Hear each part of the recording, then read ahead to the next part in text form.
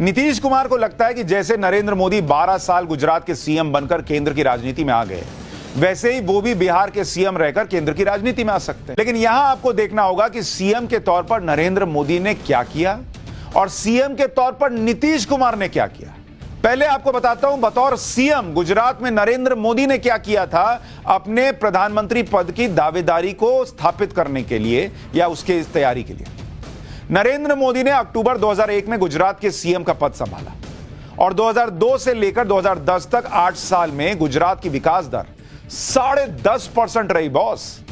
जबकि इससे पहले के 8 साल यानी 1994 से 2002 तक गुजरात की विकास दर मात्र 5.9% थी। करीब 6% से 10.5% ले गए नरेंद्र मोदी बतौर सीएम।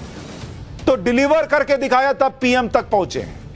नरेंद्र मोदी ने जब गुजरात संभाला था तो 2002-03 में प्रति व्यक्ति आय के मामले में गुजरात देश में 6ठे नंबर पर था। 2005-06 में गुजरात ने प्रति व्यक्ति आय के मामले में तमिलनाडु, केरल, पंजाब जैसे राज्यों को पीछे छोड़कर तीसरे नंबर पर जगह बना ली थी। 2005 से 2012 के बीच गुजरात में कृषि विकास दर 11% थी, जबकि राष्ट्रीय औसत कितना होता था? 3%। 3% का राष्ट्रीय औसत और गुजरात में 11% नरेंद्र मोदी लेकर गए, परफॉर्म किया, तब आए हैं पीएम की कुर्सी पर। 1993-94 से लेकर 2004-05 के 11 साल में गुजरात में गरीबी 6% कम हुई थी, जबकि 2004-05 से लेकर 2009-10 के बीच सिर्फ 5 साल में गुजरात में गरीबी 9% कम हो गई। साक्षरता के मामले में गुजरात ने 2001 से 2011 के बीच 10% की बढ़ोतरी की, जो उसके बराबर वाले किसी भी राज्य से ज्यादा थी। करीब 80% साक्षरता दर के साथ गुजरात तमिलनाडु और महाराष्ट्र जैसे राज्यों के करीब आ गया था।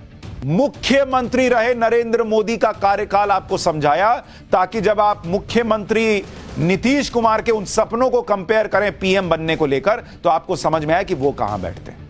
अब आप देखिए नीतीश कुमार ने पिछले 17 साल में बिहार को क्या दिया है। कौन सा रिपोर्ट कार्ड लेकर वो नरेंद्र मोदी को चुनौती देंगे। गरीबी पर नीति आयोग की 2021 की रिपोर्ट के मुताबिक बिहार सबसे गरीब राज्य है। शिक्षा पर नीति आयोग की रिपोर्ट में बिहार फिसड्डी है। बिहार में 26% आबादी ऐसी है जो 10 साल से ज्यादा की उम्र की है और स्कूल नहीं जाती।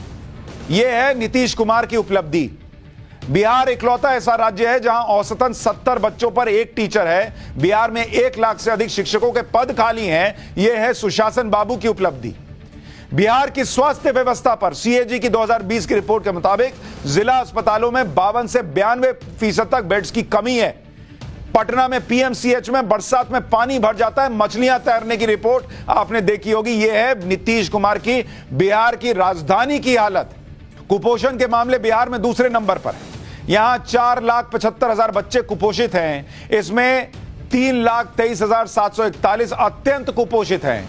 1.5 लाख जो हैं वो अल्प कुपोषित बच्चे। यह है नीतीश कुमार की उपलब्धि बतौर सीएम। 17 साल में बिहार को यह बनाने के बाद हेडलाइंस में सुशासन बाबू लिखवा लेने और छपवा लेने से बिहार नहीं बदला सर। लॉ एंड ऑर्डर थोड़ा सुधार कर लोगों के अंदर इतना भर दिया कि जैसे बिहार में वो जंगल राज ना आ जाए वाला हिसाब करके कि लोग उसी में वोट करते हैं। लेकिन अब लोग शायद समझने लगे, इसलिए सीटें घटकर 45 हो गई और नीतीश कुमार जी को पीएम बनना है।